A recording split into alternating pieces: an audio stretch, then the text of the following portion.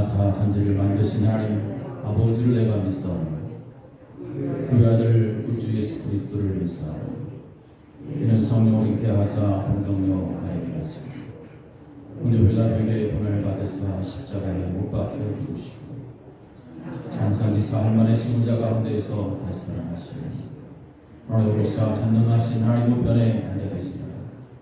저희로서 산자와 죽은 자를 심판하시고 성령을 믿사오며 거룩한 공예와 성도가 서로 교통하는 것과 죄를 사해 주시는 것과 공의다히 사는 것과 영원히 사는 것을 믿사옵나이다.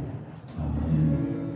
주님, 우리 힘과 도움이 되시는 주님을 이 시간에 찬양하며 나아갑니다. 하나님은 우리의 피난처가 되시며 환난 중에 우리의 힘과 도움이시라.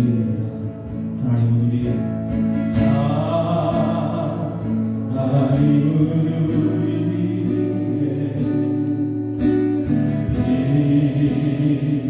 피난처가 되시며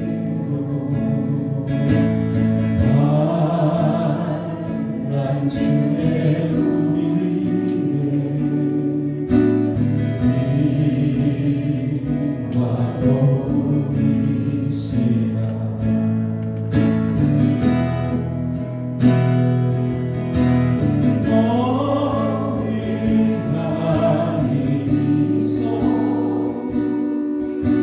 주만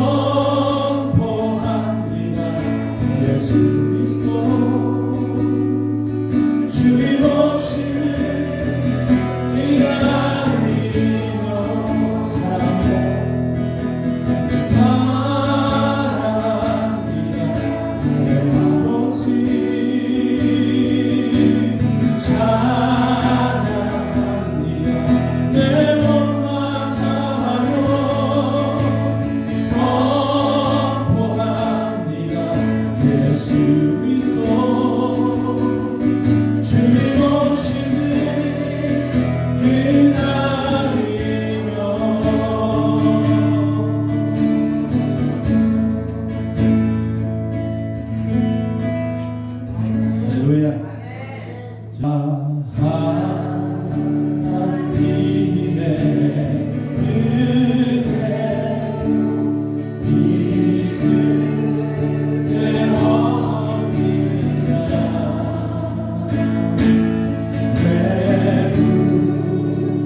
외국속하여 주는 말할 수 없도다. 내가 믿고 또 의지하는 내 모든 영광 사랑하는 주님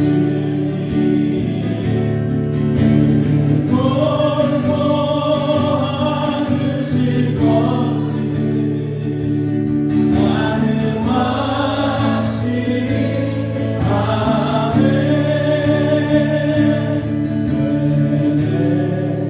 내게 굳센 믿음과 도움을 주셔서 내 마음이 항상 변하지 나갈 수 없도다. 내가 믿고 또 의지하는 내 모든 영광 사랑하는 주님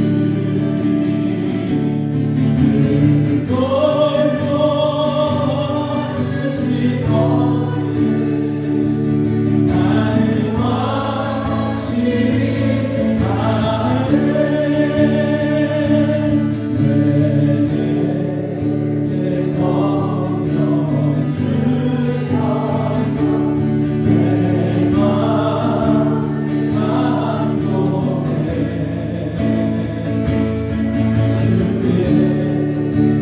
주님께 하는 길 나갈 수 없도다. 내가 믿고 또 의지하는 내 모든 영광 사랑하는 주님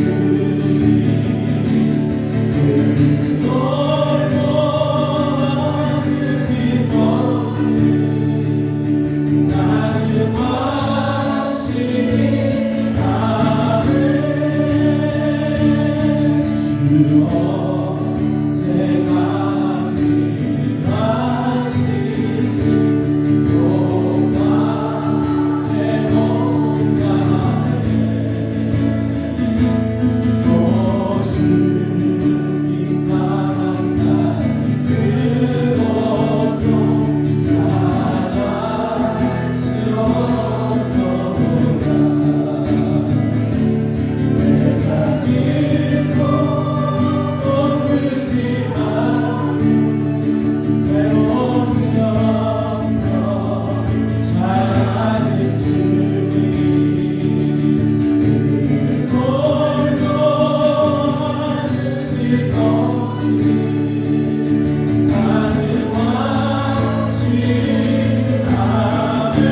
내가 믿고 또 의지하는 내가 믿고 또 의지하는 내 모든 영광 사랑하는 주님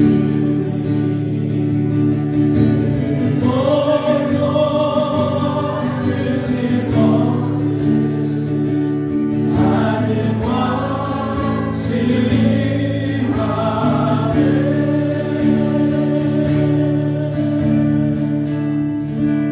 할렐루야.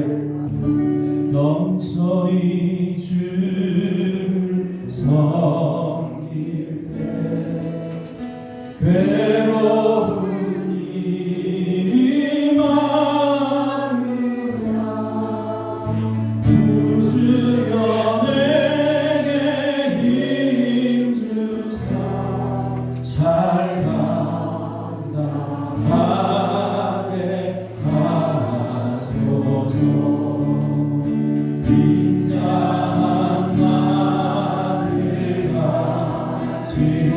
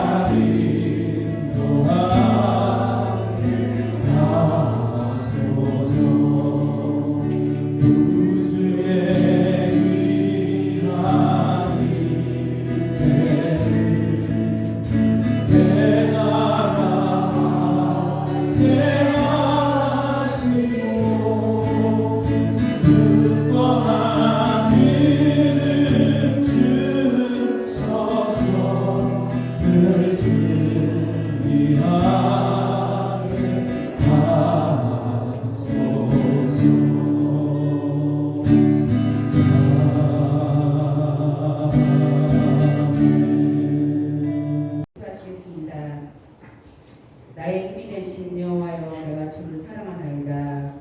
사랑의 하나님, 주께 사랑을 입은 우리 나사렛교회 성도들이 찬양드리며 예배드리니 기뻐 받아 주시옵소서. 주님, 우리 믿음이 연약하여 알게 모르게 세상과 적당히 타협하며 지내온 날들을 주님 용서하여 주옵소서. 요즘 자연재난으로 불난리가 나서 많은 생명과 재산을 잃은 이재민들이 많이 있습니다. 사랑하는 가족을 잃은 그들을 위로하시고 위로하여 주시옵소서. 길거리에서는 묻지마 살인하는 마음의 병을 앓는 사람들도 있습니다. 그들이 주님을 알고 마음의 기쁨이 있어 영원히 살기를 소망합니다. 우리의 자녀들과 우리 성도들이 어디에 있든 주님의 보혈로 죄에서 자유롭게 하셨으니 우리를 환난 속에서 늘 지켜주시고 인도하여 주시옵소서. 우리 임금자 원사님 내일 수술하십니다. 수술을 집도하시는 의사의 손길에 주께서 함께하시어 수술이 잘 되고 회복되어 함께 예배드리길 소망합니다. 우리가 힘들 때 우리에게 아낌없이 주시는 주님을 믿고 의지합니다. 우리 나사렛교회 지금까지 모든 것이 주님의 축복임을 고백하며 앞으로 우리가 해야 할 일들을 주께서 채워주시고 주님의 기쁨이 되길 소망합니다. 너희는 세상의 빛과 소금이라 하셨으니 예수 그리스도의 맛을 내며 헌신하는 삶을 살기 원합니다. 사람이 떡으로만 살 것이 아니라 하나님의 말씀으로 살아가듯 우리 목사님께서 전하시는 말씀이 우리들의 영이 깨어져 행함 있는 은혜로운 성도들이 되게 하옵소서. 이 지역에서 본이 되는 교회로 세워져 합평하고 부흥되길 소망합니다. 모든 말씀 예수님 이름 받들어 기도드렸습니다. 아멘.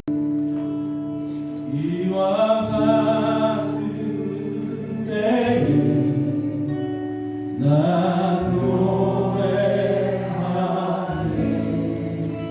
사랑을 노래하네 주님께 이와 같은 때에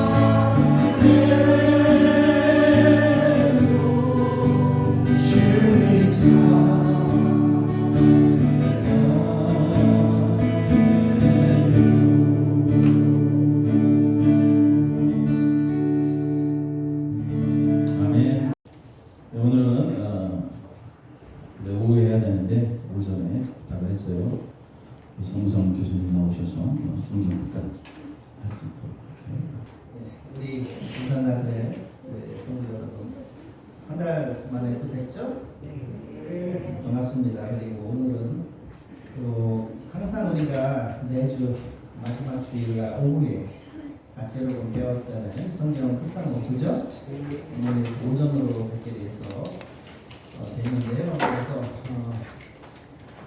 오후에 이렇게 쭉 시리즈로 우리가 이렇게 진행됐잖아요. 그래서 이제 그동안 함께 저와 하셨던 분들은 좀 이렇게 연속성 선생님께서 이해하기가 좀 쉬우실 텐데 또 이제 주일 오전에 이렇게 오늘 처음 성경 특강 또 하시는 분도 계신데 그래도 아마 뭐 따라오시는 데 큰 어려움이 없으실 겁니다. 한 달 동안 참 많은 일들이 있었잖아요, 그죠? 특별히 이번 달에는 뭐 폭우도 오고 좀 그래서 피해도 많이 입었고 또 지금은 또 폭염 너무 더워요, 그죠? 폭우도 있었고 폭염도 있었고 또 우리 목사님도 또 수술하셨고 또 내일 두고 보니까 또 수술하시는 권사님도 계시고 또 저기 뒤에 계신 성도님은 또 왼손 이렇게 다치신 것 같아요. 이렇게 기부스하셨고 또 그 밖에 여러 가지 또 질병으로 고생하시는 분도 있으시고 그죠? 그 다음에 또 삶에 또 여러 문제가 있으신 분도 있을 수 있죠, 그죠? 그러면서 제가 이제 이 말씀을 함께 나누기 위해서 이렇게 준비했습니다. 여러분 잘 아는 요한 3서 1장 2절 말씀이죠. 이 말씀 함께 우리 읽으면서 정말 여러분 이 말씀대로 여러분 모두 하나님의 축복이 함께 하시기 원하는데 함께 한번 읽어볼까요? 시작. 사랑하는 자여 너의 영혼이 하늘의 땅같이 너가 범사에 걸리고 강건한 이를 내가 강구하노라.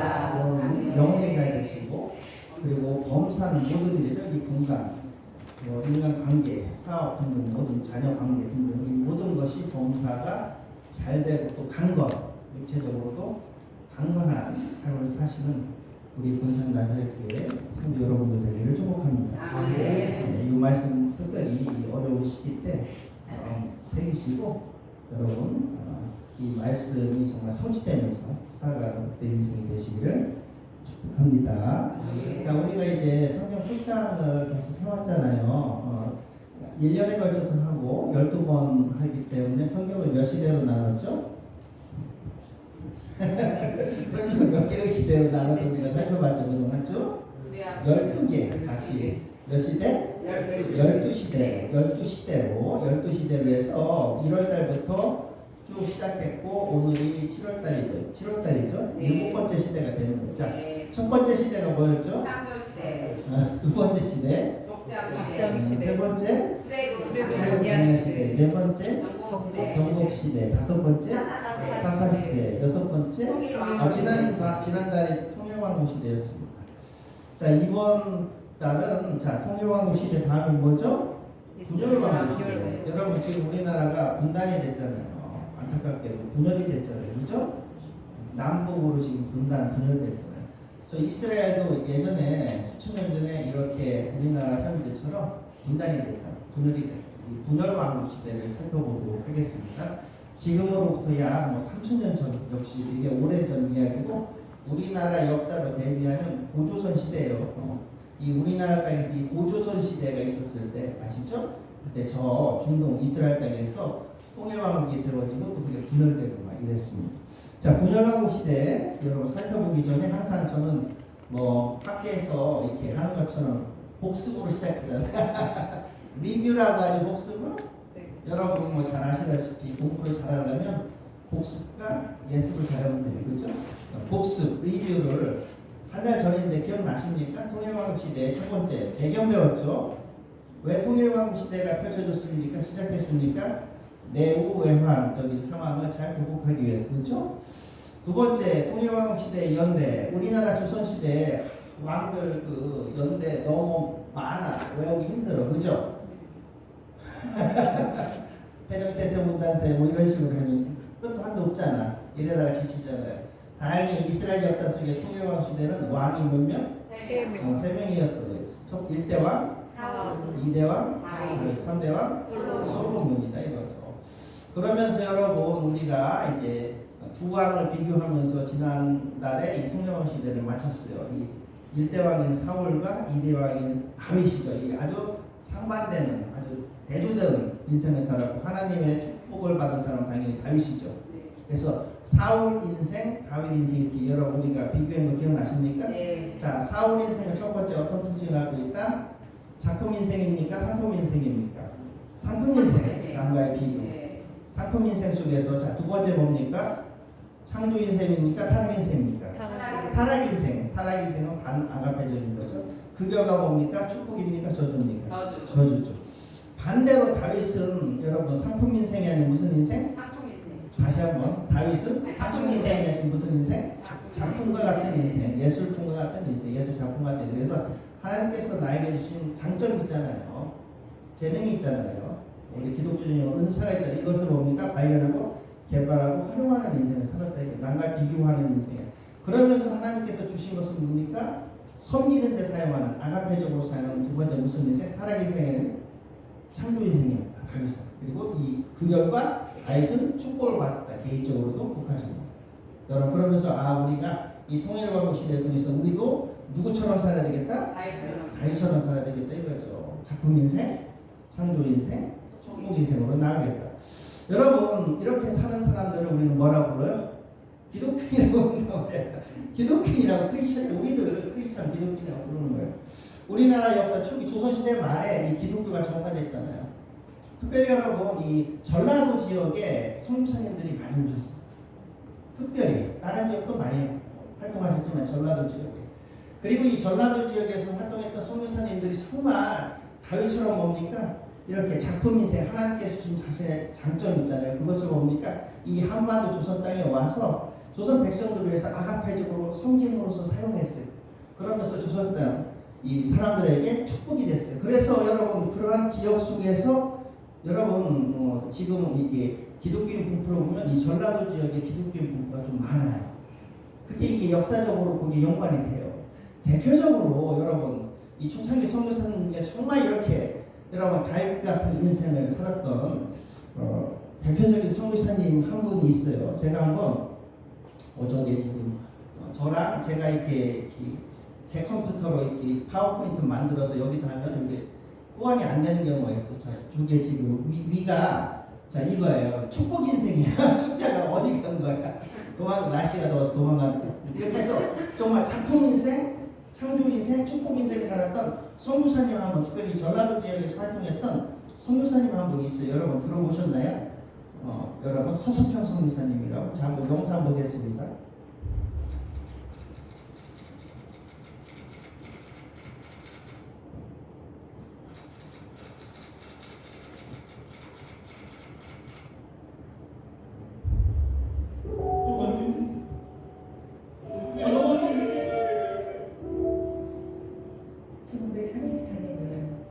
전라도 광주에 수백 명의 거린들과 나병 환자들이 이 소식을 듣고 어머니라 부르짖으며 모였습니다. 어머니. 그녀는 광주의 어머니였고 고아의 어머니였으며 과부의 어머니였고 나병 환자들의 어머니였습니다.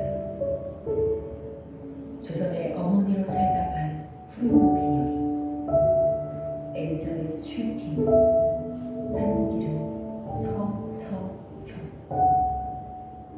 1912년 봄 32세의 나이에 단호 선교사로 조선에 온 서석평 선교사는 전라도 광주에서 조선의 참담한 가난과 질병을 마주하게 됩니다.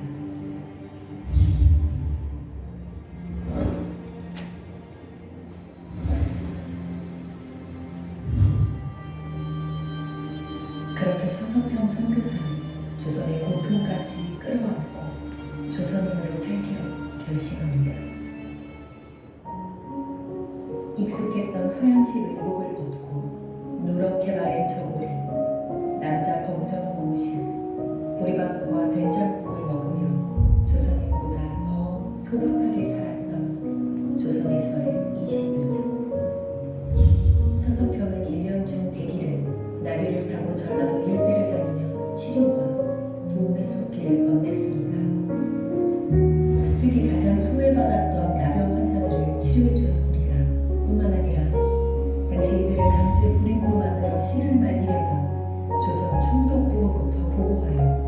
제 소로구에서 나병 환자들이 치료받을 수 있는 여건을 마련했습니다. 제대로 된 이름조차 없었던 여성들을 가르치기 위해 조선 최초의 여성 신학교인 이일학교를 세우고 여성들을 간호사로 양성하여 현 대한간호협회 전신인 조선 간호부회를 조직했습니다. 평생 결혼하지 않았지만 고아 14명의 아이를 입양하여 어머니가 되어주고 오간되어 보낸 38명의 과부들과 함께 살았습니다. 당시 선교사들의 생활비 3원, 그중 30분의 1만 자신의 생활비로 사용하고 나머지는 가난한 사람들에게 베풀어 주었습니다. 내일 나 먹기 위해 오늘 굶는 사람은 그대로 못 본 척 할 수 없으니 옷장에 옷을 넣어두고 당장 추위에 떠는 사람은 모른 척 할 수 없습니다. 그렇게 조선인들에게 다 나눠주었던 서소표는 52세의 젊은 나이에 죽게 되는데 정작 그녀의 삶은 과로와 영양실조 그리고 그녀가 전 재산으로 남긴 것을 어린에게 나눠주고 나면 한 조각, 동전 7점, 갈매기가 2호 그리고 심지어 그녀의 시신까지도 조선의 의료 발전을 위해 연구용으로 기증합니다. 조선 사람들에게 모든 것을 주고 떠나가 그녀의 침상 머리맡에 한마디의 글귀가 적혀 있었는데 성공이 아니라 성김이다.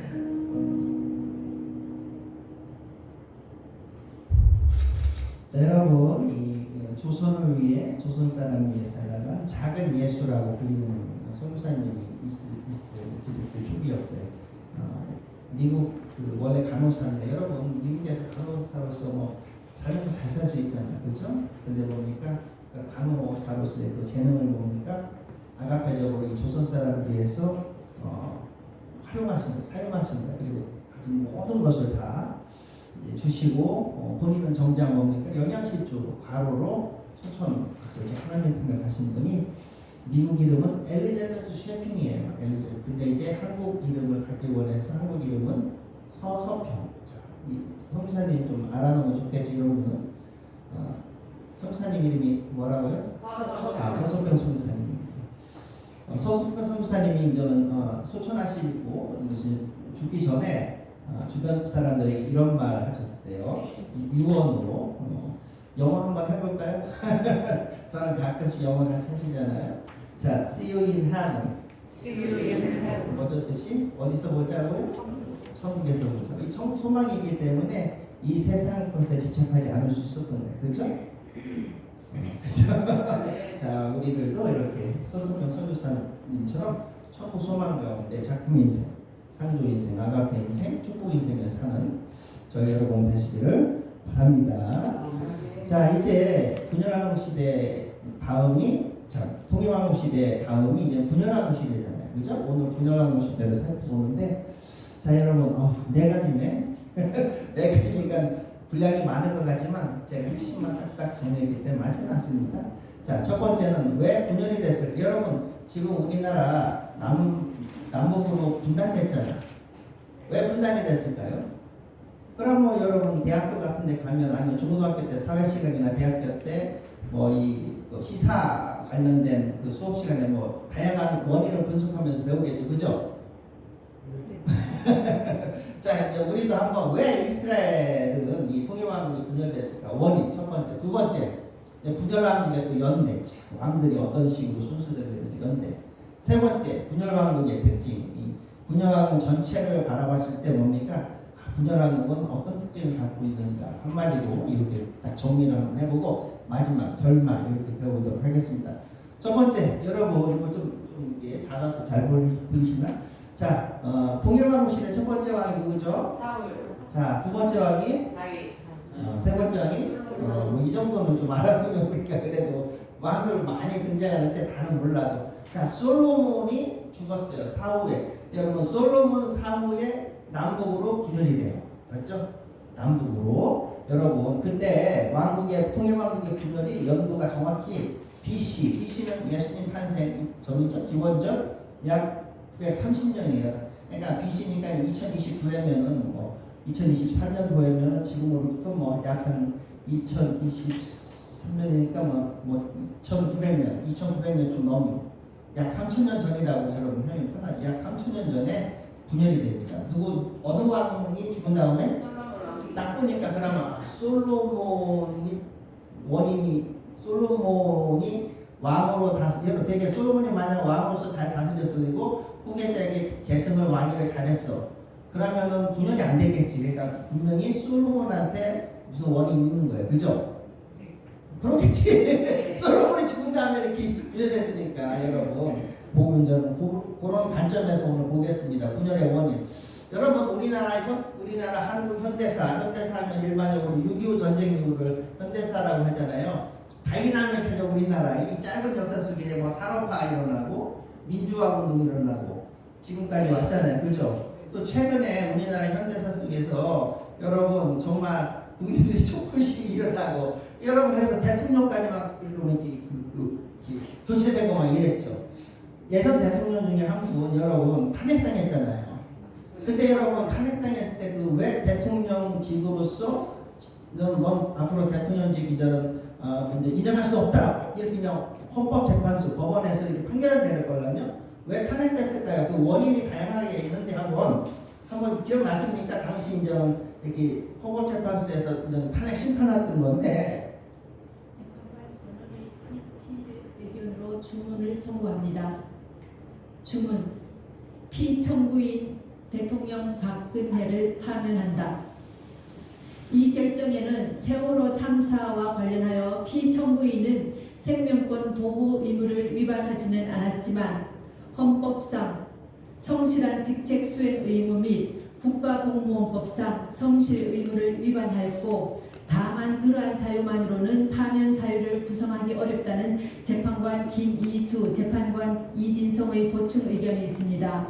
또한 이 사건 탄핵 심판은 보수와 진보라는 이념의 문제가 아니라 헌법 질서를 수호하는 문제로서 정치적 패습을 청산하기 위하여 파면 결정을 할 수밖에 없다는 재판관 안창호의 보충 의견이 있습니다. 이것으로 선고를 모두 마칩니다. 그럼 이런 식으로 해서 이제 선고를 마칠 때 다 끝이었는데 결국은 뭐냐면은 박근혜 대통령 전 대통령이 대통령으로서 저는 해야 될 의무가 있잖아요. 직무적인 의무가 있잖아요. 그 헌법상에 있는. 근데 그것을 뭡니까? 대통령으로서 수행했다 안 했다? 대통령부터 뭐를 안 지켰다? 법을 안 지킨 거예요. 이게 대통령으로서 법을 안 지킨 거예요. 여러분 그래서 여기 보시면 박 대통령이 헌법 수호의 의무를 훼손해버린 거야. 대통령부터 지도자부터 헌법을 안 지켜버린 거야. 여러분 그것은 뭡니까? 국민의 신임을 줬기 때문에 탄핵이 타당하다. 탄핵할 만하다. 이렇게 해서 결정이 나버린 거예요. 자, 그래서 여러분 이런 관점에서 오늘 우리가 왜 이스라엘 역사 속에서 통일왕국이 분열됐습니까? 지도자인 왕이 뭐를 안 지켜? 법을 안 지켰다 이거죠. 법을 안 지켰다 이거. 여러분 어느 공동체가 있잖아요. 교회라는 공동체, 신앙 공동체가 있고 국가 공동체 있죠. 공동체가 여러분 건강하게 성장 발전하기 위해서 뭡니까? 공동체 구성원들이 합의해서 만든 법이 있잖아요. 이 법을 잘 지켜나가야 돼요. 그거 우리는 법치라고 해요. 여러분 무법충지대봐. 그러면 이거는 난장판이라고 그죠? 다 법 안 지켜봐. 여러분 하다못해 우리 이제 예배 끝나고 식사하고 이제 집으로 가잖아요. 댁으로 가실 때 여러분 우리가 그래도 안전하게 가잖아요. 다 그래도 나름대로 교통법을 지키잖아. 근데 여러분 생각해 보세요. 이 도로에서 이 운전자들이 이걸 교통법을 안 지키고 막 지멋대로 막 다닌다. 무서워서 차원 좀 못해. 그러면 공동체가 바로 설 수 없는 거예요. 그죠? 그거에 항상 여러분 어느 공동체가 뭡니까? 질서 있게 성장 발전하기 위해서는 법에 의해서 이게 뭡니까? 운영돼. 이걸 우리는 법치라고 그래. 그리고 법 중에서 가장 최고법, 상위법을 뭐라고 그래? 헌법이라고 하죠. 여러분 기억나십니까? 이스라엘 역사에서 하나님께서 모세를 통해서 이스라엘 백성에게 주신 헌법과 같은 법이 있어요. 헌법. 이스라엘 백성, 즉 우리 같은 신앙인들에게 최고법, 최상위법, 헌법이 뭐야? 10계명이야.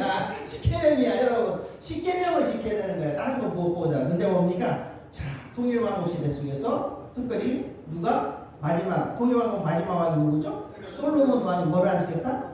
십계명을 안 지켰다. 성경에 보면 솔로몬 지혜 있고 저쩌고 뭐 이랬는데 여러분 지혜는 있었어요. 초창기 때. 근데 뭡니까? 말년에 갈수록 뭡니까? 이 솔로몬 왕이 정치를 잘못했어. 특별히 하나님 말씀대로 십계명에 따라서 정치를 해야 되는데 그렇게 못했다 이거죠. 자, 여러분 이스라엘 민족에 하나님께서 모세를 통해서 시내산에서 주신 헌법 같은 게 뭐라고? 기억나시죠? 뭐다? 십계명이에요. 10가지 계명이에요.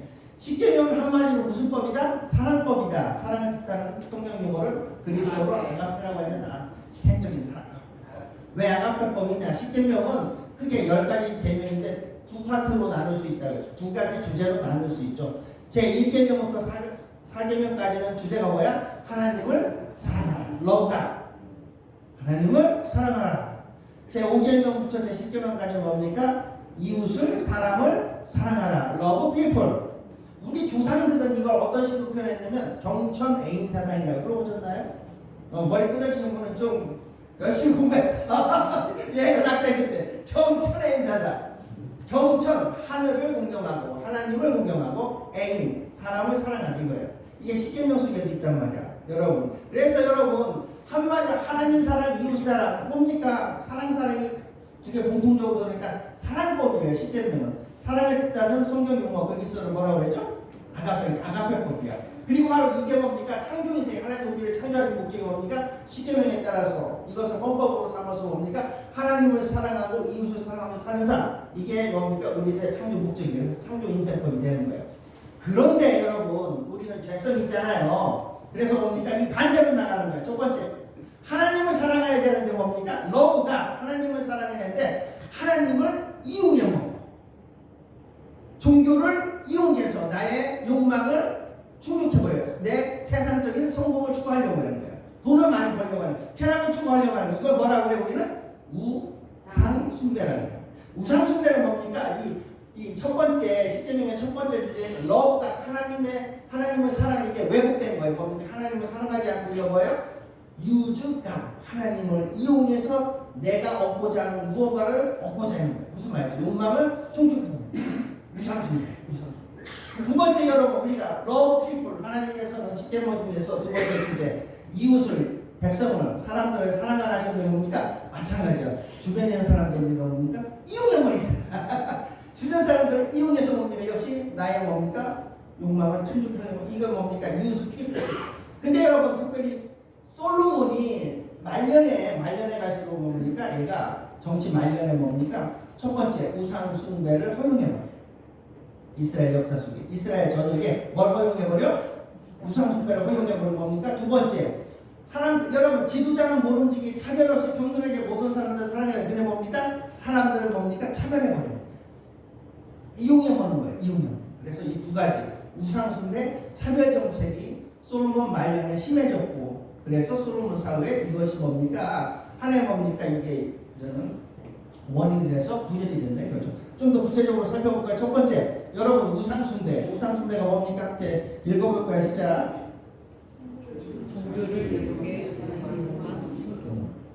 우상숭배는 한마디로 뭡니까? 이 종교를 이용해서 하나님을 이용해서 자신의 욕망을 충족하는 것이죠. 여러분 오늘날 여러분 뭐 우리 여기 학생들도 있는데 그 아이돌 그룹 하시죠? 네.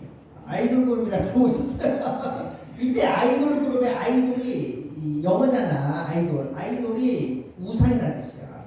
그러니까 이 아이돌 그룹 우리 청소년 학생들이 그 아이돌 그룹들 보면서 이렇게 자신의 롤 모델을 삼으면서 막 우러러보잖아. 이 우상이죠. 아이돌. 하여튼 이 우상은 아이돌인데 여러분 그래서 우상 숭배란 무엇인가? 종교를 이용해서 하나님을 이용해서 하나님의 뜻대로 사는 게 아니라 나의 욕망을 충족해버리는 거예요. 여러분 그래서 여러분 예를 들면 하나님께서 우리에게 주신 무엇이 있어 그럼 그것을 뭡니까? 섬김으로 사용하잖아. 아까 우리가 이제 처음 살펴봤던 영상에 서석변 선교사님처럼 그죠? 섬김의 리더십이 아닌 굴림의 리더십 자기 뜻대로 멋대로 하는 굴림의 리더십을 사용해 나가는 그런 게 바로 우상 숭배적인 모습으로 나타난다 이거죠. 바로 솔로몬 말년에 뭡니까? 바로 이런 우상 숭배적인 모습이 뭡니까? 사회적으로 만연해지기 시작해. 왜? 왕인 솔로몬이 허용해버려요 이거를. 두 번째는 뭡니까? 차별 정책, 솔로몬이 여러분 또 했던 또 실책 중에 하나가 차별 정책이에요. 실정 중에 하나가 차별 정책. 영어로 차별 정책을 영어로 차별을 discrimination이라고 하는데 뭐 이것도 종종 우리 일상 용어 중에 영어로 사용되는 표현들이 많잖아요, 그렇죠? 이것도 가끔 등장하는데 좀 어렵지만 한번 해볼까요? 이렇게 그러면 또 잠도 달라질 수 있고 자, discrimination. discrimination 이게 차별이라는 뜻이에요. 차별하면 안 되겠죠. 여러분 특별히 지도자는 차별하면 안 되겠죠. 여러분 저는 이제 나사렛 대학에서 가르치잖아요. 이렇게 학생들. 그러면 나사렛 대학에 이제 수업하면은 기독교인 학생도 있고 그렇지 않은 학생도 있잖아요. 그럼 제가 이제는 기독교인 학생들에게 특혜 주면 돼야 안 돼요? 안 돼요. 절대로 안 돼요. 저는 그래서 항상 수업할 때 이제 공정하게 하기 위해서 노력을 하죠. 근데 이제 예전에 들린 얘기로는 어떤 교수님이 기독교인 학생들 뭐 심정으로 그럴 수 있겠지만 실제적으로 조금 이렇게 기독교인 학생들만 예뻐하고 기독교인 아닌 학생들은 조금 이렇게 무시하고 이런 에서 사실 문제가 되는 적도 있어요. 그럼 절대 안 특별히 지도자는 그죠? 네. 여러분 솔로몬은 근데 문제는 차별 정책을 했다. 여러분 이스라엘은 몇 개의 부족, 몇 개의 지파가 있죠? 12개. 그러면 솔로몬도 12개 지파나 부족 중에 어느 한쪽 출신일 거 아니야. 어디서 다른 곳에서 휙 온 건 아닐 거잖아. 우리나라 여러분 대통령이 여러분 좀 선출이 되면은 뭐 충청도든 전라도든 경상도든 강원도든 서울이든 저기도 어느 지역 출신일 거 아니야, 그죠? 솔로몬은 그럼 12지파, 12부족 중에 어느 지파 출신이라고 하죠? 잘하시네. 저기 써있잖아. 자, 어느 지파? 유다. 여러분 생각해 보세요. 솔로몬이 유다 지파인데 나는 유다 지파 출신이야. 그러니까 앞으로 유다 지파 사람들에게 내가 특혜 주겠다. 특별히 세금을 감해주겠다. 여러분 우리 이제 직장 생활 하시고 자영업 하시고 이런 분들 세금 국가에서 많이 들어가잖아. 많이 들어요. 여러분 근데 생각해 그 세금을 감면해 준다고 그러면 얼마나 행복해, 그죠? 문제는 여러분 이거 골고루 평등하게 해줘야 되는 뭡니까? 어느 특정한 집단만 특혜적으로 해줘. 그럼 뭡니까? 지도자가 그걸 해야 될 일이 말이야. 안 되죠, 여러분. 근데 솔로몬은 문제는 뭡니까? 유다 지파 출신인데 유다 지파에만 특혜줘서 감세를 해요. 얘네들 야 너희들 유다 지파 세금 내지 마. 여러분 그러면 국가 운영하려면 들어가는 돈 똑같잖아. 그럼 부족한 걸 누구한테 얻어야 돼? 다른 지파한테 더 많이 거둬요. 무슨 말이죠? 그럼 생각해 보세요. 예를 들면 아직 충청도 출신 우리 대통령이 안 나왔어.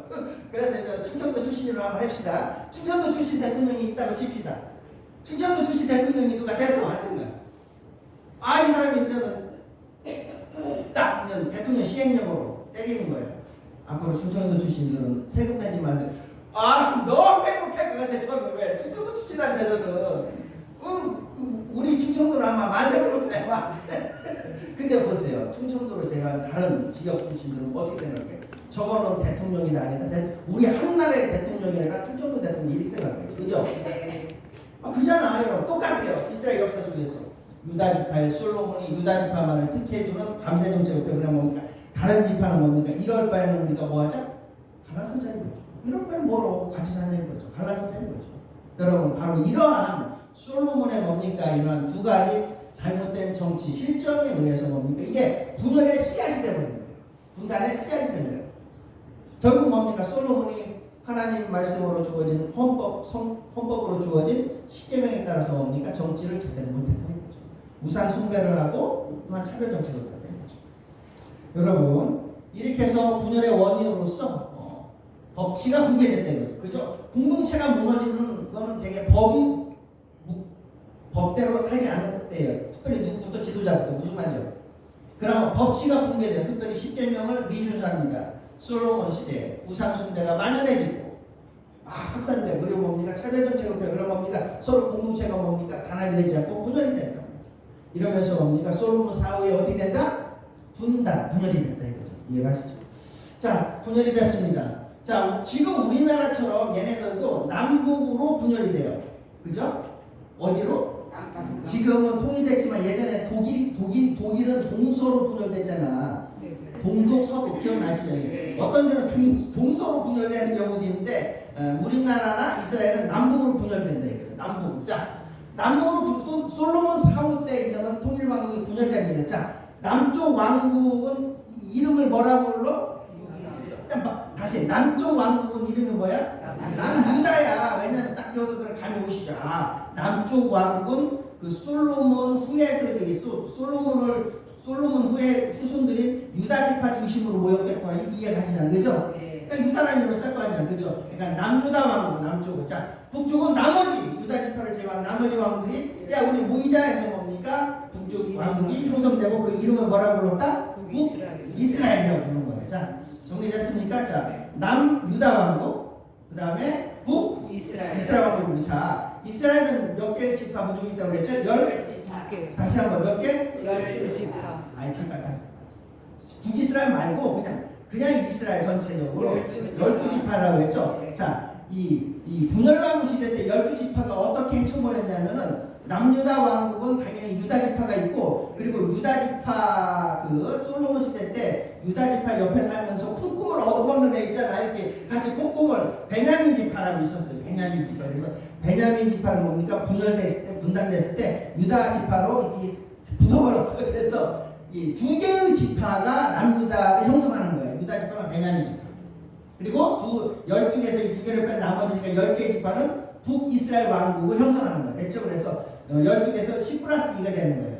10+2가 돼서 10지파는 북이스라엘 왕국, 나머지 2개의 지파는 남유다 왕국이 됩니다. 자, 여러분 이런 식으로 여러분 분단이 된 다음에 어느 왕국이 먼저 멸망당하냐면은 잘 보시면은 남북이 이제 쭉 이렇게 이제 분열돼서 여러분들은 각각의 왕국이 뭡니까 이제는 존속이 되잖아요. 그러다가 어느 왕국이 먼저 멸망당하냐면 북이스라엘 왕국이 약 200년 동안 이렇게 뭡니까 존속하다가 멸망당해요. 약 몇 년? 200년. 우리나라 여러분 조선시대가 약 몇 년이죠?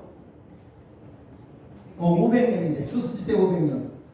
그러니까 조선시대의 반보다도 좀 안 되는 시기야 여러분. 그러니까 약 200년 동안 존속하다가 북이스라엘 왕국이 먼저 멸망당해요. 그런 다음에 약 150년 정도 더 남유다 왕국은 존속해요. 그러다가 남유다 왕국도 마침내 멸망돼서 이제는 두 왕국이 역사 속에서 사라지는 거예요. 그러니까 여러분 북이스라엘 왕국은 약 200년 동안 존속하고 200년 플러스 150년이니까 남유다 왕국은 350년 정도 약 존속하다가 사라지는 거예요. 역사 속에. 이해가시죠? 네. 그냥 큰 그림 속에서. 자 여러분 자, 세 번째 분열왕국 특징. 여러분 네 가지인데 뭐 지금 첫 번째, 두 번째, 세 번째, 네 번째 이렇게 됐죠? 오늘 네 가지 살펴보는 특징. 분열왕국 특징 보세요. 자 여러분 자 북쪽 왕국의 이름이 뭐다고? 왕국 이름이? 북이스라엘. 북이스라엘이 한 몇 년 동안 이게 존속됐다고? 약 200년 동안. 그럼 왕들이 쫙 있잖아. 왕거 다 외울 필요 없는데 몇 명의 왕이 있었냐? 성경에 따르면 약 몇 명의 왕이 200년 동안 북이스라엘 다스렸다고요? 19명. 몇 명의 왕? 19명이. 자, 여로보암으로부터 시작해서 마지막 왕 호세와까지 약 19명의 왕이 다스린 거예요. 어느 왕국은? 북이스라엘. 자, 남유다 왕국은 약 350년 동안 존속했다고 했죠. 자, 남유다 왕국은 자, 르호보암 솔로몬의 아들이에요. 르호보암하고 시작해서 마지막 왕인 시드기야까지 약 몇 명의 왕? 20명. 그래 20명의 왕인데 거기에 여왕 한 명이 포함된 거예요. 알았죠? 19명의 왕과 그 다음에 한 명의 여왕에서 20명이 다스린 거예요. 여러분 이런 식으로요. 분열왕국 분열왕국 시대에 보면 각각의 19명의 왕 플러스 한 명의 여왕이 다스린 거예요. 이해 가시죠? 네. 그런데 지금 북이스라엘 보면 화살표가 이제 위에서 이제는 여로보암 첫 번째 왕에서부터 마지막 호세아까지 보면 이게 화살표가 밑으로 내려가고 있잖아. 위로가 아닌 밑으로 내려니까 이게 좋다는 의미일 거예요? 나쁘다는 의미일 거예요? 되게 나쁘다. 이게 쇠퇴한다면 밑으로 가잖아. 네. 이게 무슨 얘기냐? 여로보암으로 시작해서 호세아가 됐는데 점점 왕들의 상태가 안 좋아진다는 얘기예요. 무슨 말이죠? 리더십이 좋지 않다 이거죠. 점점.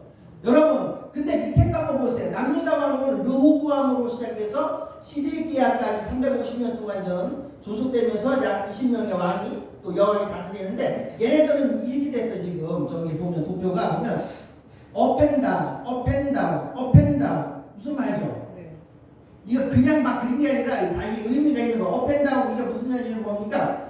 이제는 왕들이 약 20명 있잖아. 남유다. 근데 뭡니까? 일부 왕들은 업이 같은 뭡니까? 상승곡선. 즉 정치를 잘했다 못했다? 잘했다 이 얘기예요. 그리고 또 일부 왕들은 다운 밑으로 냈죠. 정치를 못했다 이거예요. 그래서 여러분 이렇게 정리를 하시면 됩니다. 북이스라엘은 뭡니까? 11명 왕들이 성경의 평가가 다 뭡니까? 악한 왕이에요. 그냥 무조건 이렇게 쇠락의 길로 이끌었다 이거예요. 이 지도자들이 제대로 정치를 못했다. 여러분 그래서 북이스라엘은 뭡니까? 초지일관이란 말이 뭡니까? 초지일관이 처음부터 끝까지잖아요. 그죠? 처음부터 끝까지 뭡니까? 선한 왕입니까? 악한 왕입니까? 악한. 여러분 성경에서 이 왕들을 평가할 때 이게 열왕기 상하에 나와요. 열왕기 상하에 보시면은 왕들을 평가하는 게 막 나와요. 그럼 뭡니까? 누구는 악한 왕, 누구는 선한 왕인데 이 평가 기준이 뭡니까? 부국 강경을 일으켰다. 이게 아니라 뭡니까? 이 왕들이 십계명에 따라 정치를 했나 이게 기준이에요. 부국 강경이 아니야. 경제적인 발전을 이루고 군사적인 발전을 일으켜서 영토를 확장하고 이게 아니에요. 성경의 평가는 지도자를 평가할 때 뭡니까? 십계명에 따라 정치를 했는가 안 했는가. 정치를 십계명에 따라 했으면은 선한 왕, 십계명에 따라 정치를 안 했으면 악한 왕인데 여러분 이 북이스라엘의 19명의 왕은 다 뭡니까? 악한 왕이 돼 이렇게 평가를 받아요. 악한 왕이라는 평가를 받아요. 여러분 그래서 북이스라엘은 초지일관 다 악한 왕이에요. 반대로 여러분 남유다는 여러분 이게 위에 위아래 예전에 이런 노래도 있었는데 그죠? 뭐지? 한때 있었어. 되게 히트했었잖아요. 위아래인가? 하여튼 업앤다운 위아래 여러분 이거 뭡니까? 업은 뭡니까? 이게 일시적으로 선한 왕도 있었고 다운 또 악한 왕도 있었고 이게 왔다 갔다 했던 거예요. 그래서 여러분 남유다는 전반적으로는 악한 왕이에요. 대체적으로는 악한 왕인데 일부 뭡니까? 왕들은 선한 왕들이 있었다 이거예요. 여러분 간헐적으로 선한 왕이 있었다 이런 특징을 갖고 있습니다. 여러분 우리나라 조선시대를 한번 보세요. 조선시대에 왕들이 쭉 있잖아. 몇 명인가? 20몇 명 있나요? 하여튼 왕들이 있으면 북이스라엘처럼 처음부터 끝까지 초지일관 다 악한 왕들일까요? 아니면 정치를 제대로 못하는 이런 저런 북이스라엘 같은 이렇게 밑으로 내려가는 그런 화살표처럼 보일까요? 아니면은 남유다처럼 이렇게 업앤다운 이런 모습으로 보일까요? 그죠? 왜냐면 우리 조선시대 예를 들면 세종대왕이라든지 그죠? 또 영조 정조 등등 이런 일부 왕들은 뭡니까? 나름대로 선한 정치를 하려고 노력했었잖아요. 이 일부 왕들은 그런 리더십을 잘 발휘했던 왕들이 있지만 또 연상들이 누구니 이런 같이 뭡니까? 정치를 뭡니까? 자기 멋대로 사사로운 뭡니까? 자기의 뭡니까? 이익을 위해서 사용했던 또 왕들도 많았잖아요. 그러니까 조선시대의 것과는 요 남유다와 모습 같은 게 유사한 거예요. 근데 하여튼 결론은 이거야. 북이스라엘은 다 나쁜 왕이라고 성경은 평가하고 있고 왕들이 십계명을 안 지켜. 그 다음에 남쪽 유다도 마찬가지예요. 일부 선한 왕들이 있었지만 대부분은 다 역시 악한 왕이에요. 남쪽 유다도 뭡니까? 십계명을 안 지켰다 이거죠. 여러분 여기 한번 보실까요? 남유다 이거는 참 좀 많았어요. 이게 지금 남유다 20명이야. 19 플러스 1이야. 남유다는 19명의 왕 플러스 1명의 여왕 있잖아요. 그죠? 예, 성경 퀴즈 같은 거 하면 나오잖아요. 여왕 이름이 누굽니까? 이거 날만하잖아요. 그죠? 나중에 찾아보세요. 여왕이 있어. 여러분. 그러니까 여러분 남유다 보시면은 여기 지금 20명 중에 여기 보세요. 하나님 보시기에 정직한 왕, 즉 선한 왕이 몇 명이라고 되어 있어? 8명. 여기 써있네. 8명. 그리고 악한 왕이 12명이에요. 하여튼 이런 식으로 되어 있고 저기 북이스라엘 보시면은 19명이죠. 하나님 보시기에 다 악해요. 빨간 게 다 악한 왕이거나 여러분 이렇게 됩니다. 자 여러분 특별히 남쪽 유다에서 우리나라의 세종대왕처럼 하나님 보시기에 참 선한 왕으로 평가받는 사람이 있어요. 여러분 요시야라고 들어보셨나요? 예를 들면 요시야 같은 왕은 선한 왕이에요. 근데 대부분 악한 왕이죠. 여러분 역대하 34장 2절 한번 읽어볼까요? 시작. 여호와 보시기에 정직하게 명하여 그의 조상 다윗에게 기록하며 다음으로 시루치지 아니하고. 여러분 여기서 그래서 왕들을 평가해 지도자를 평가할 때 선한 왕은 뭐다? 십계명을 지키는 왕이에요. 십계명을 지키는 왕인데 십계명을 지키는 왕은 다른 말로 이렇게 표현해. 다윗의 길을 쫓았다 이거죠. 다윗의 길을 쫓았던 사람. 대표적으로 요시야 왕 같은 사람이 있습니다. 한번 볼까요? 성경 이야기 요시야. 요시야예요. 안녕. 요시야는 나이가 8살일 때 이스라엘의 왕이 되었어요. 야! 지금까지 이스라엘에는 나쁜 일을 많이 한 왕들이 다스렸어요. 요시야의 아빠와 할아버지를 포함해서 말이지요.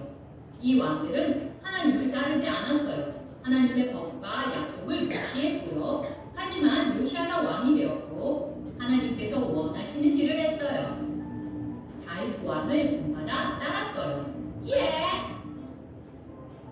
요시야가 왕이 되고 18년이 지난 후 요시야는 서기관인 사반을 하나님의 성전에 보냈어요. 고마워. 요시야 전에 많은 왕들이 하나님의 집을 잘 돌보지 않았어요. 그래서 고칠 필요가 있었어요.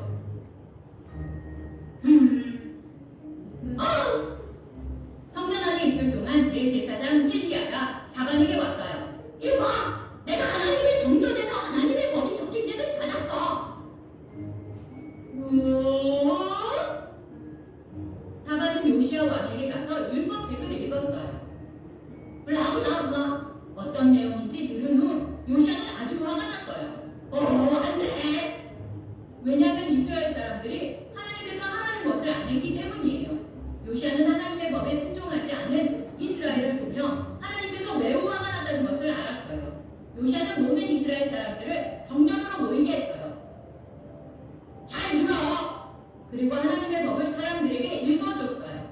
바로 그날 요시야는 이스라엘 사람들과 그들의 마음과 영혼을 다해 하나님께서 명령하신 것을 순종하기로 약속했어요. 우리도 잘 따를게요. 요시야는 이스라엘 사람들이 하나님께 저지른 죄를 도와주러 갔어요. 다른 신을 섬긴 제단을 무너뜨렸어요. 나쁜 행동을 한 모든 사람들을 이스라엘에서 쫓아냈어요. 어서 가! 그리고 하나님의 법을 모두 지켰어요. 모든 마음과 영혼과 힘을 다해 하나님께 돌아와 순종한 요시야 같은 왕은 없었답니다. 이래서 여러분 이 분열왕국 시대 때 대표적으로 이 하나님의 칭찬을 받고 선한 왕, 지켜면 좋던 왕이 누구다? 요시야다. 요시야는 누구의 길을 따랐다? 다윗의 길을 따랐다. 여러분 다윗의 길을 따는 여러분 우리도 마찬가지죠. 이 요시야처럼 다윗의 길을 쫓는 여러분 저와 여러분 모두가 되기를 바랍니다. 그럴 때 뭡니까? 정말 너는 내 마음에 합한 사람이다. 다윗처럼 우리도 그런 하나님의 말씀을 음성을 듣겠죠. 그죠? 요시야처럼 다윗의 길을 쫓아. 자 여러분 분열왕국인데 이러면서 여러분 이 하여튼간데 요시야처럼 이렇게 간헐적으로 가끔 선한 왕이 있었지만 대부분은 악한 왕이고 뭐 북이스라엘은 말할 필요도 없죠. 그래서 여러분 전반적으로 보면 이 분열왕국 시대 남북왕국은 사회적인 상태가 전반적으로 좋았다 안 좋았다? 안 좋았어요. 전반적으로 하나님이 안 좋은 거야. 이 지도자가 안 좋으면 뭐 여러분 뭐 윗물이 맑아 아랫물이 막는 거잖아요. 무슨 말이죠? 전반적으로 상태가 좋았다 안 좋았다? 안 좋았어. 우리는 이것을 삼타 시대라고 부를 수 있어요. 자 무슨 시대? 네, 외우기 쉽게 삼타 시대. 타로 시작하는 단어 세 가지. 첫 번째 무슨 시대였다? 다성의 시대. 두 번째 무슨 타? 다역의 시대. 세 번째 무슨 타? 타락의 시대예요. 여러분 삼타 시대예요. 안 좋았다. 상태가 안 좋았다 이거죠. 첫 번째 여러분 타성의 시대. 여러분 타성이란 말 언제 쓰죠? 야, 저 사람은 타성해졌다. 예전에 했던 거 그대로 변화가 없는 거예요. 새로운 변화가 없는 거예요. 되게 부정적인 의미로 사용돼요. 그죠? 근데 보세요. 개인적으로도 그렇지만 사회적으로도 이 타성은 뭡니까? 사회적인 변화가 없는 거예요. 그냥 있는 그대로 사회가 계속 유지돼. 그럼 누구만 좋아? 지금 잘 먹고 잘 사는 사람만 좋잖아. 그걸 기득권이라고 하잖아. 이미 권력을 가진 사람만 좋은 거예요. 사회적 변화가 없잖아. 맨날 여러분 세습되고 여러분. 그러니까 타성의 시대는 뭡니까? 기득권만 잘 사는 세상이에요. 당신은 뭡니까? 왕이 다스리니까 왕족이라나 귀족만 잘 사는 거예요. 백성들은 정말 어려움이 계속 지속되는 거예요. 그죠? 타성의 시대. 두 번째 뭡니까? 무슨 시대? 타협이 여러분 일반적으로 타협은 두 가지 있어요. 양심의 타협, 그 다음에 뭡니까? 신앙의 타협. 양심을 타협하면 비도덕적인 비윤리적인 행위를 하잖아. 이 사람들이 양심을 막 타협하는 거예요. 그리고 신앙 무려 우리 같은 신앙인들조차도 신앙을 타협해요. 이 신앙을. 그래서 뭡니까? 아까 여러분 하나님을 사랑하는 게 아니라 하나님을 이용해서 뭡니까? 자신의 뭔가를 욕망을 충족하려고 하는 우상 숭배가 만연하는 거. 여러분 이런 편협의 시대. 마지막 세 번째 성탄시대에 타는 뭐다? 여러분 저희가 이제는 성경 12시계 축제 때 이제는 창조시대부터 시작했는데 창조의 반대말을 타락이라고 했죠. 창조는 아가페와 연결되고 타락은 반아가페. 그러니까 사람들이 뭡니까? 반아가페적으로 좀 뭡니까? 이기적으로 살아가는 거예요. 생각해보세요. 기득권의 세상이요. 우상숭배가 만연해요. 이기주의가 심해. 사회적으로 뭡니까? 제대로 안 들어가지. 결국 뭡니까? 이렇게 사회적으로 이 성탄시대가 계속 지내는 뭡니까? 결국은 멸망의 길로 갈 수밖에 없겠죠. 성탄시대. 이 중에서 여러분, 특별히 요 타락과 관련된 이기주의와 관련돼서 여러분들께 좀 소개시켜주고 싶은 시사 유머가 있어요. 우리 학생들 학교에서 배우고 또 시험에도 나오고 그러는데, 자 여러분 님비란 말 들어보셨죠? 님비 현상, 핀피 현상 들어보셨죠? 우리 군산나사렛교회는 레벨이 높잖아요. 신앙적 레벨뿐만 아니라 시사 상식적 레벨이 높으시니까 다시 한번 여러분들 알아놓으시면 좋을 것 같아요. 이번 기회에. 자, 님비는 영어에서 하나 둘 셋 넷다 5자의 약자. 자, 한번 같이 해보실까요? Not in my backyard. 야드는 마당이야. 백은 피야. 그러니까 백은 피야. 내 뒷마당에는 안 돼. 이게 님비야. Not in my backyard. 한번 해보실까요? 시작. 내 뒷마당은 이게 뭐냐면, 예를 들면 사회적으로 어떤 시설을 어디에 이제 설치해야 되잖아. 근데 뭡니까? 우리 지역은 안 된다는 거. 왜? 그게 만약 그 시설이 만들어지면 우리 동네 그 마을에 그 집값 땅값 떨어지면 되는 거야. 이게 님비 현상이야. 이게 혐오 시설, 얘는 쓰레기 처리장 같은 거. 이게 이제 님비 현상이에요. 님비 현상. 이게 뭐를 설치를 해결해야 되는데 안 돼. 우리 지역은 절대. 왜? 땅값 떨어져, 아파트값 떨어져. 이게 님비 현상. 이 사회적인 집단 이기주의를 뜻하는 혐오 시설에 대한 집단 이기주의를 뜻하는 게 님비 현상이에요. 반대로 여러분 핀피는 이거야. 자, 한번 같이 해보실까요? Please in my front yard. 여러분 이 프론트가 이게 여기야. 프론트가 앞이야. 백은 저 뒤잖아. 그러니까 제발 플리즈 제발 내 앞마당에 해주세요. 이거 뭡니까? 예를 들면 어떤 시설이 들어오면 땅까지 막 올라. 도서관 같은 거. 그러면 뭡니까? 막 로비하는 거야. 제발 우리 마을에 우리 동네에 세워달라고. 그죠? 그러니까 선호 시설에 대한 집단 이기주의가 핀피예요. 선호 시설. 혐오 시설에 대한 집단 이기주의가 님비예요. 여러분 오늘날에도 뭡니까? 우리 사회에서 이런 걸 많이 볼 수가 있는 거예요.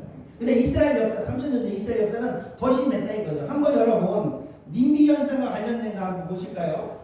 시설이더라도 우리 동네에는 안 된다는 님비 현상 때문에 장애인 특수학교의 설립은 여전히 어렵습니다. 그런 가운데 강원도 동해의 특수학교가 공사에 들어가게 되는데요. 반대 주민들의 방해가 만만치 않습니다. 송세혁 기자입니다. 동해 장애인 특수학교가 들어설 부지입니다. 아침부터 구성이 오가고 실랑이가 벌어집니다. 특수학교 설립을 반대하는 주민들이 측량하려는 시공업체 직원들을 막아서옵니다. 교육청 직원의 설명도 반대 주민들을 설득하기에는 역부족입니다.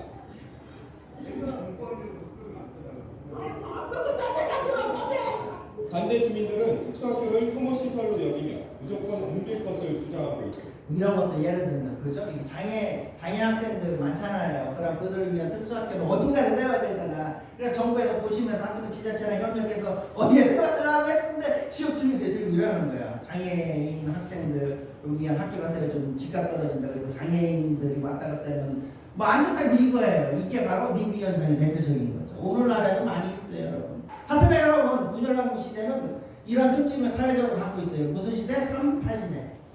특별히 뭡니까? 이기주의가 되게 심한 거예요. 타락의 시대로서 반아가페적인 사회로서 이기주의가, 여러분 이기주의가 너무 많아져. 그러면 뭡니까? 공동체가 단합이 돼요, 분열이 돼요.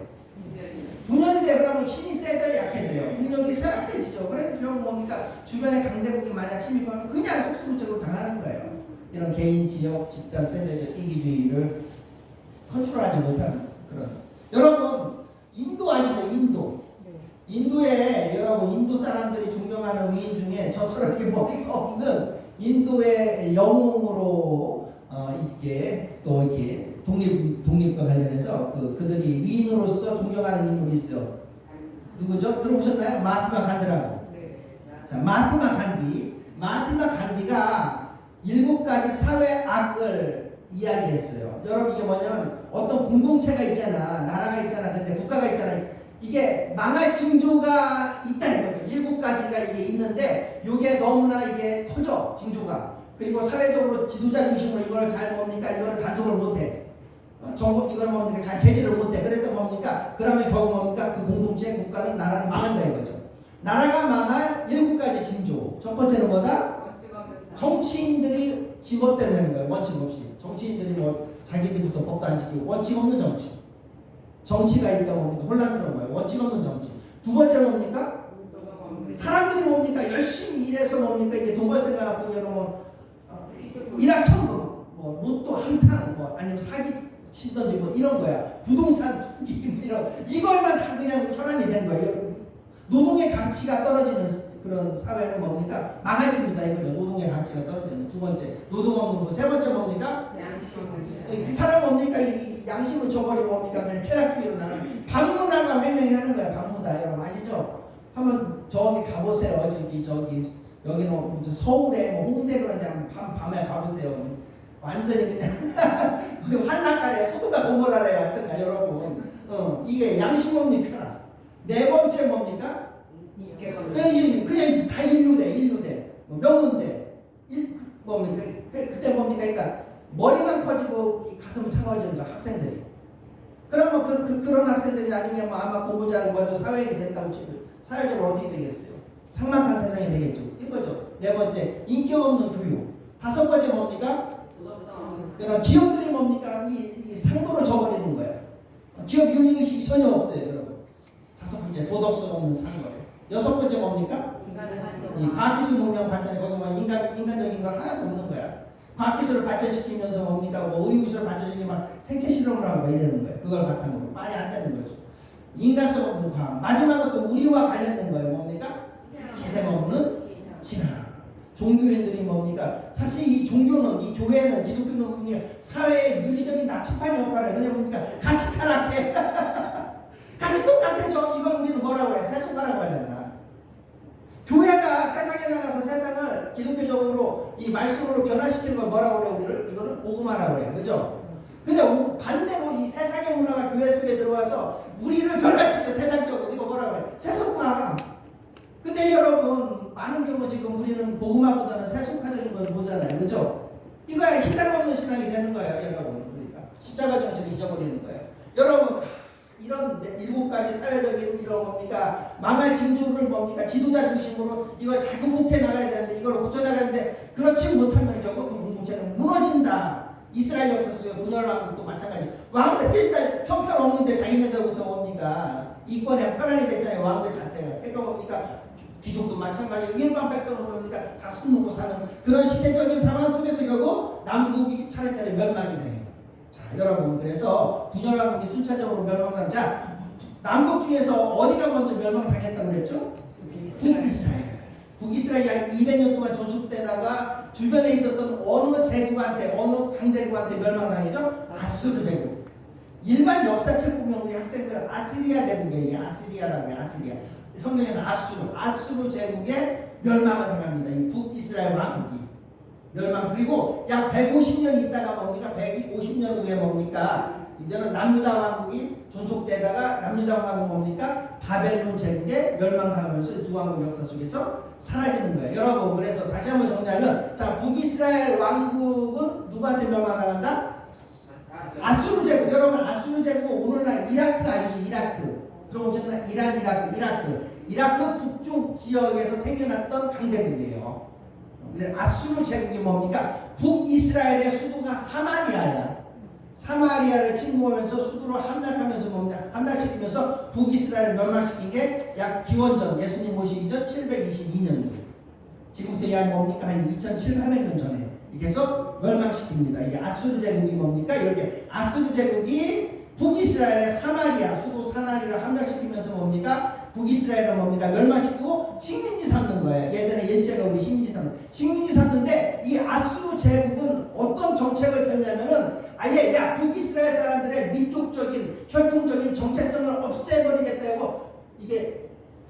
이게 혼합 결혼을 시키는 거예요. 다른 민족과 북이스라엘 사람들을 강제로 결혼시키는 거예요. 그럼 뭡니까 이게 혼혈 아들이 태어나면 민족적 정체성이 없어지잖아. 그러니까 여러분 그래서 아수르 제국은 식민지 정책으로 혼혈 정책을 해서 뭡니까 이 사마리아 지역을 중심으로 혼혈단들이 뭡니까 생겨나서 나중에 예수님 신약시대 보면 이 남쪽에 있는 남유다 출신 사람들이 이 사마리아 사람들을 막 멸시하잖아요. 왜냐면 혼혈하다라고. 그럼 이게 또 역사적 배경이 이렇게 되는 거예요.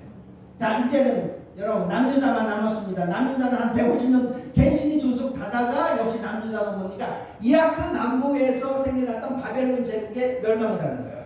남유다는 수도가 뭐죠? 당연히 예루살렘을 수도로 멸망시키면서 이제 남유다를 멸망시킵니다. 바벨론이 이때 BC 586년도 지금부터 약 2600년 정도 전이 됩니다. 여러분 바벨론 제국이 남유다를 침공해서 멸망시킵니다. 바벨론 제국의 식민지 정책은 이거예요. 아까 아수르 제국은 식민지 정책이 뭐라고 했죠? 혼혈 결혼. 자, 바벨론 제국의 식민지 정책이 뭡니까? 아예 너 니네 땅에서 살지 못하게 할 거야. 포로로 잡아가 버려. 일제시대 보면 우리 사고 같잖아요. 일부 청년들 또 처녀들 뭡니까 위안분이 아니면 탄광 이렇게 잡아갔잖아요. 그죠? 이게 자기 땅에서 자기 나라에서 못 살게 뭡니까 포로로 잡아가서 뭡니까 다른 지역으로 보내버리는 거 포로 정책을 피는 거예요. 이렇게 해서 뭡니까 분열왕국 남북 왕국이 차례차례 멸망이 돼. 그러면서 잘 보세요. 이제는 남유다 왕국이 멸망됐죠. 바벨론 제국에서 포로로 잡혀갔죠. 그냥 떠나서 살다가 뭡니까 포로로 잡혀갔다가 하나님 은혜 가운데서 뭡니까 이제 뭡니까 다시 자신 고향 땅으로 돌아갈 수 있게 되는 거예요. 그래서 우리가 다음 달에는 뭡니까 이제 포로로 잡혀가잖아. 그러니까 포로 시대. 다음 달에는 포로 시대 그리고 그 다음 달에는 포로 귀환 시대 이렇게 되는 거예요. 흐름이 구약 성경의 흐름이 역사적으로 이스라엘 뭡니까 통일왕국 시대 그 다음에 뭡니까 통일왕국 시대 그 다음에 뭡니까 분열왕국 시대 그 다음에 뭡니까 포로 잡혀갔잖아. 포로 시대 그러다 하나님 은혜가 되면 다시 고향 땅으로 가요. 우리도 포로 귀환 시대 이런 식으로 되는 거예요. 그러면서 구약 시대가 끝나요. 대충 여러분 그래서 다음 달에는 무슨 시대 배운다? 함께 포로 시대 배웁니다. 여러분 오늘 그래서 분열왕국 시대 4가지 원인, 연대, 특징, 결말 함께 배웠죠. 이러면서 우리가 어떤 교훈을 특별히 많은 교훈이 있지만 어떤 교훈을 얻는가 여러분 우리가 다윗의 길을 쫓아야 되겠다. 그죠? 다윗의 길을 쫓아야 되겠다. 즉 하나님께서 우리에게 헌법과 신명에 따라서 우리가 아가페적인 삶을 살아야 되겠다. 다윗의 길을 쫓아야 되겠다. 여러분 다시 한번 우리가 그것을 생각하게 되는 그러한 시간이었습니다. 요한 1서 4장 7절 8절에 주님께서 이렇게 말씀하십니다. 아니 아예 명령하세요. 이거는 명령이야. 명령은 무조건 해야 되는 거야. 자 한번 볼까요? 함께 읽어보겠습니다. 시작. 요한일서 4장 7절 8절 시작. 사랑하라 우리가 서로 사랑하자. 사랑은 하나님께 속한 것이니 사랑하는 자 하나님을 알고 사랑하지 아니하는 자는 하나님을 알지 못하나니 이는 하나님은 사랑이시라. 요한에서 4장 7절 8절 말씀처럼 정말 이 사랑으로 하나님 사랑 이웃 사랑으로 충만한 우리 구상을 나서의 교회 성도 여러분들 되시기를 축복합니다. 인사를 마치겠습니다. 감사합니다. 어둠 속에서 헤맬 때에도 주님은 함께 계셔. 내가 시험당하여 괴로울 때도 주님은 함께 계셔. 기뻐 찬양하네 할렐루야 할렐루야 할렐루야 할렐루야 우리 모두 찬양 할렐루야 할렐루야 주님 나와 함께 계시네. 내가 은밀한 곳에서 기도할 때도 주님은 함께 계셔. 내가 아무도 모르게 선한 일 할 때도 주님은 함께 계셔. 기뻐 찬양하네 할렐루야 할렐루야 할렐루야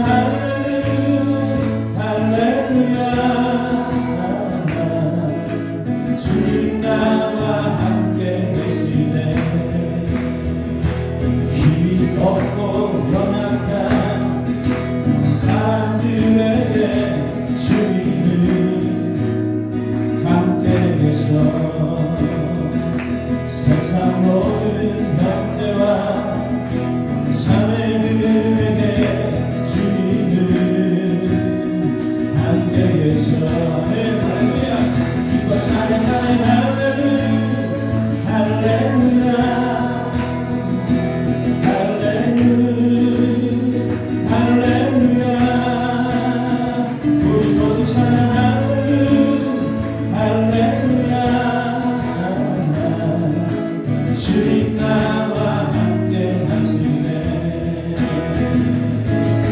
주님 나와 함께 계시네 주님 나와 함께 계시네 주님 나와 함께 계시네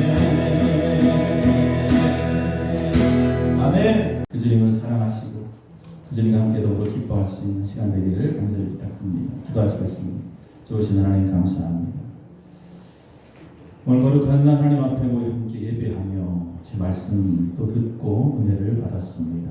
받은 바 마음속 깊이 새기게 하시고 주신 귀한 말씀들이 저희들 삶 속에 아름다운 열매 되자 하나님을 기쁘시게 하는 자로 승리케 하여 주옵소서. 귀한 예물 하나님 앞에 드립니다. 믿음대로 드린 귀한 손길을 축복하시고 저들 세상 살면서 하나님 은혜 가운데 늘 풍성한 삶이 되도록 인도하시며 특별히 몸이 아픈 자들 위해서 하나님 기도할 때에 피 묻은 오른손으로 어루만져 주시사 강건케 하셔서 살아가는 동안에 하나님을 섬기는데 예배하는 데에 부족함이 없도록 하나님 건강한 육신을 허락하여 주시옵소서. 오늘 귀한 날 하나님 앞에 모여 함께 말씀 듣고 이제 다윗처럼 하나님 주신 귀한 말씀을 가슴속에 새기며 하나님을 사랑하고 이웃을 사랑하는 그러한 마음으로 하나님 보시기에 신실한 자로 세상 가운데 살기를 소망합니다.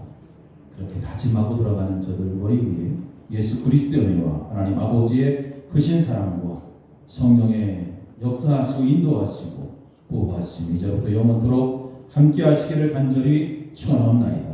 아멘.